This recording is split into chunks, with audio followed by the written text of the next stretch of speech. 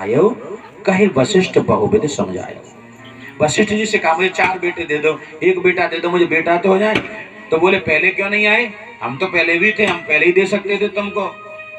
तो यहाँ पर किसी ने कहा पहले गुरु तो थे पर श्रद्धा और विश्वास नहीं थी। जहाँ श्रद्धा विश्वास नहीं वहाँ गुरु का भी कोई अर्थ नहीं होता है, भगवान का भी कोई अर्थ नहीं है। सभी विद्यार्थी सुन रहे हैं कथा और भौंदू मनी मन में सोच रहा है मैं तो निधि वन में रोज गाय चराने जाऊं और गुरु जी कह रहे हैं वहां भगवान मिलते हैं, मुझे कोई दिन मिले ना। पर गुरु जी कह रहे हैं ना तो फिर भगवान होते होंगे। तो बोले आज देखूंगा कुछ भी हो जाए। गायों को चराने के लिए गया भौंदू और जाकर के बोला काना तुम छुपना मत, मेरे गुरुजी ने सत्य बताया है कि तुम निधि वन में रहते हो और रास रचाने आते हो, एक बार तुम मुझसे भी मिल लो। गुरुजी ने कहा है तुम यहीं रहते हो। तो गुरुजी ने जब कहा तो भौंदू को लगा कि गुरुजी तो कभी झूठ ही ना बोल सके, ये तो सत्य कह रहे हैं, यहाँ तो भगवान रहते ही होंगे। उसी दृढ़ विश्वास पर, उसी भावना पर उसको लगा कि गुरुजी यहीं रहते, ठाकुर जी यहीं रहते हैं। आज भोजन बना करके गुरुजी के यहाँ से ले गया था आश्रम से। भौंदू बोलो जब तक आज तुम मुझे दर्शन ना दे दोगे, मिल नहीं लोगे, भोजन करूंगा नहीं। और गुरुजी ने कहा तुम यही गाय चराते हो, यही रास रचाते हो और मुझे एक दिन ना मिले, तुम बताओ ऐसी बात है? ऐसे कहे। अब भोजन रख के बैठ गो, जो करो जब तक तुम आ नहीं जाओगे, दर्शन ना दे दोगे, मैं भोजन ना करूंगा। दोपहर बीत गया, भोजन का समय आ गया, पर कन्हैया नहीं आए। उसने भोजन ही नहीं किया। सायंकाल हो गया और गौ और बछड़ा अपने आप घर की ओर पलायन करने लगे। धूल उड़ रही है, लेकिन भौंदू बोला मैं तुम्हारे बिना दर्शन के नहीं रहूं। गुरुजी ने कहा तुम यहीं रहते हो और जब तक तुम दर्शन नहीं दे दोगे ना, मैं ये भोजन खाऊंगा ही नहीं।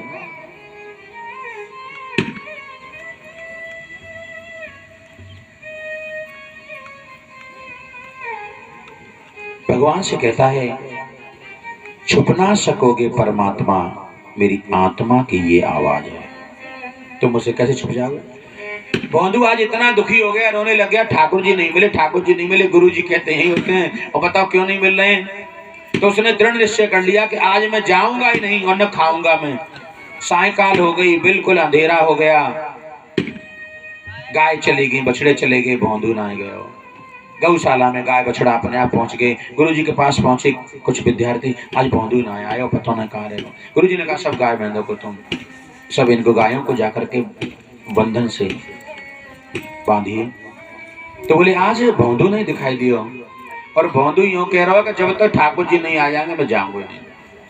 रात हो गई तो फिर दिखा कि गायों का एक झुंड आ रहा है और गायों के झुंड में एक कोई छोटा सा बालक और बंसी को हाथ में लिए हुए चला रहा। छोटा सा बालक। जैसे ही भौंदू ने देखा अरे इतनी शाम हो गई है, रात्रि हो गई, अब ये कौन गाय चराने आया है। देखा तो एक बंसी लेकर के एक बालक गाय चरा रहा। दौड़ करके भौंदू गया, जाकर के बोला अरे रुको, इतनी रात को तुम गाय लेके कहां से आ रहे हो, तुम कौन हो। तो ठाकुर जी ने कहा तुम किसे ढूंढ रहे हो।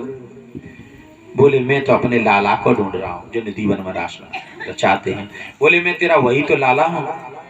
और भौंदू ने दर्शन कर लिया। ज्ञान ही लोग नहीं कर पाते हैं, ज्ञानियों का तो ज्ञान ही रह जाता है। सरल स्वभाव के लोगों को भगवान दर्शन देते हैं। आज रुक्मणी को भगवान लेकर के गए, द्वारका में विधि विधान से विवाह हुआ। 10 महीने बाद एक पुत्र की प्राप्ति हुई।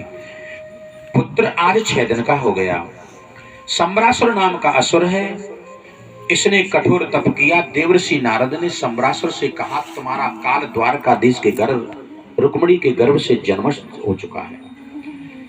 सम्रासुर ने 6 दिन के बालक को उठा करके आकाश मार्ग से समंदर में फेंक दिया। समंदर में एक मछली है, मछली ने 6 दिना को बालक द्वारकाधीश को पेट में निकल गई। मछुआरे ने मछली को पकड़ लिया। सम्रासुर मांस खाता है, मांस भक्षण करता है। तो कहा हमारे पूरे नगर में मांस बंटवा भैया। और स्वयं के यहाँ भी मांस बना। उसकी रसोई में एक कन्या कार्य करती है।